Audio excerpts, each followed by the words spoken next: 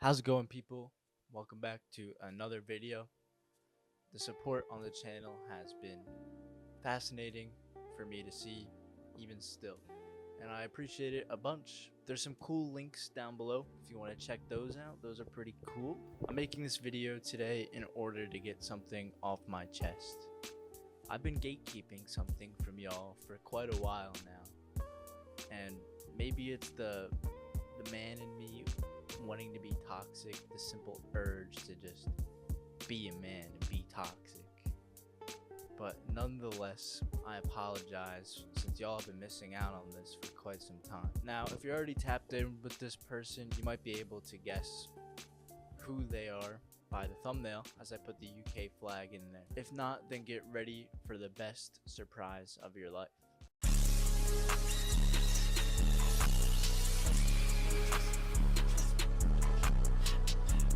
Way too cool to be a fool.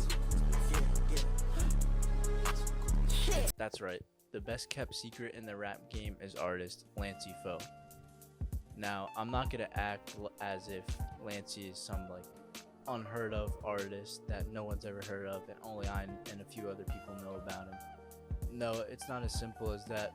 You see, Lancey's worked with various artists, big name artists, some like Skepta, Lil Yachty, even has footage in the studio with Kanye. He's worked with Kanye, but unfortunately the music has never been released. But nonetheless, he's worked with the greats, you know? And with almost 700,000 monthly listeners on Spotify, Lancey is certainly a recognizable name to some.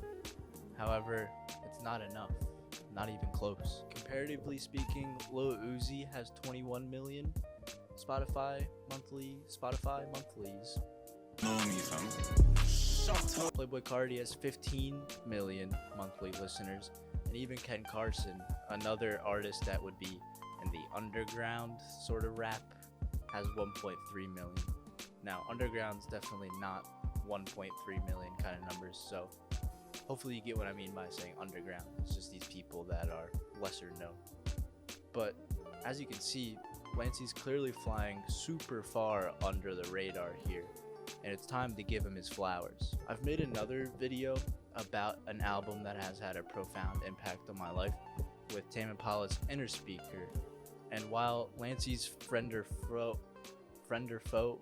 and while Oh, brother, this guy stinks! And while Lancey's Friend or Foe project is vastly different from Innerspeaker, the album has had just about as much of an impact on my life, maybe more recently, obviously. But I love this album just as much. The album deals with very serious introspection while also delivering banger after banger.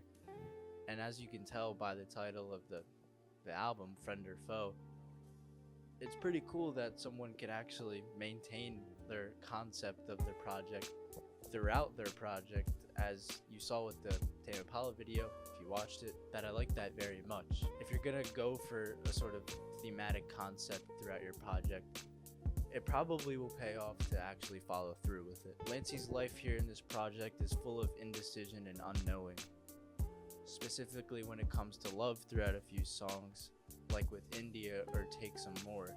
He's asking himself if he's indeed in love or in lust. And even further, that sort of lane of the album, if you will, is taking different directions with those two songs. Whereas with India, he asks himself the question, but he doesn't care.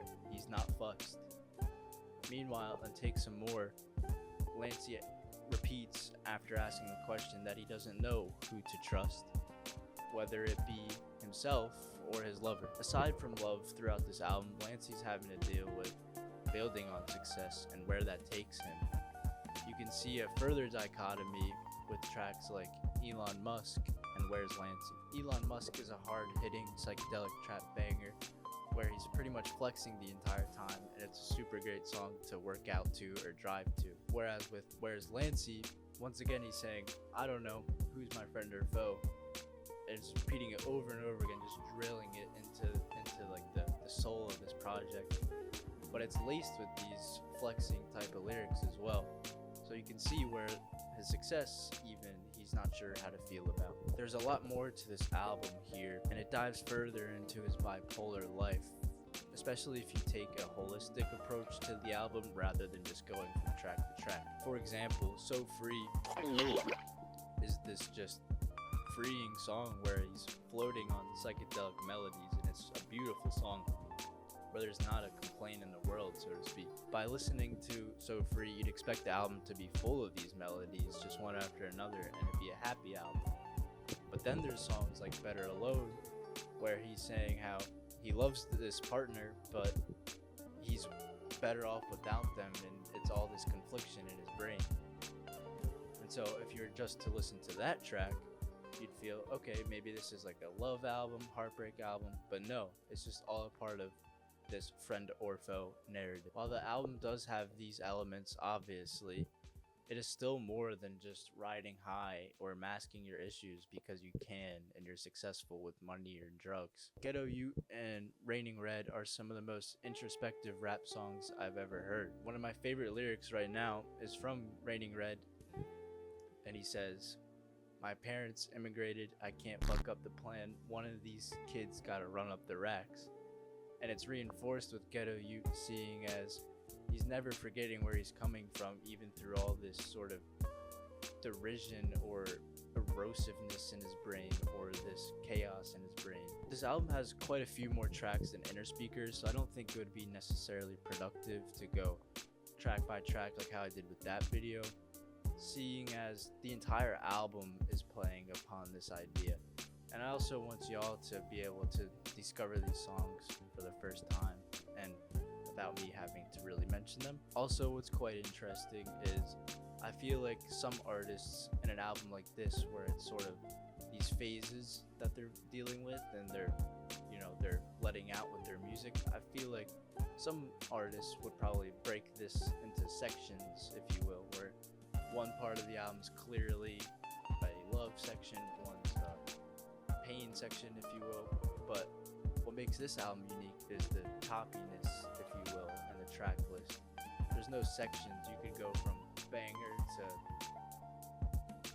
devastating, I'm so upset, like, will this ever get better? It just makes it all that more believable that he's dealing with this bipolar life. Now, I'm not gonna act like I've been a day one of Lancey, In fact, it's sort of been more of a recent development, and I use recent loosely, but even from when I first gave Friend or Foe a full listen, and then the two projects that he released afterwards, I was able to listen on release night. Since then, I've been fully engrossed into his music, and it's encapsulated me. And all in all, I feel as if Friend or Foe is an album that, even if you're not into rap music, you will like it because there's so much instrumentation.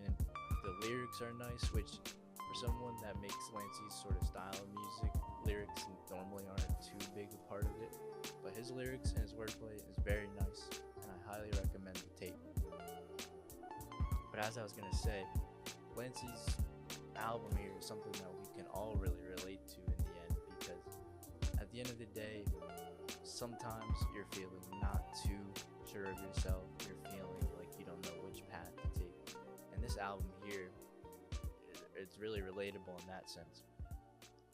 Further, you might ask, how can I really relate to this album? Because this is the life of a superstar, or a superstar in the sense that he's a famous musician. But there's some songs in here like So Free or Dream, which, spoiler, I didn't mention Dream, but there you go, that the lyrics are so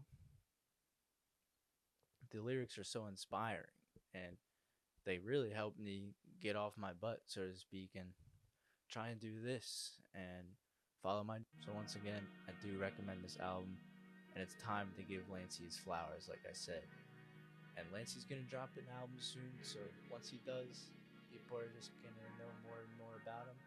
So why don't you know more about him beforehand? Because the album's gonna be great. And yeah, peace and love.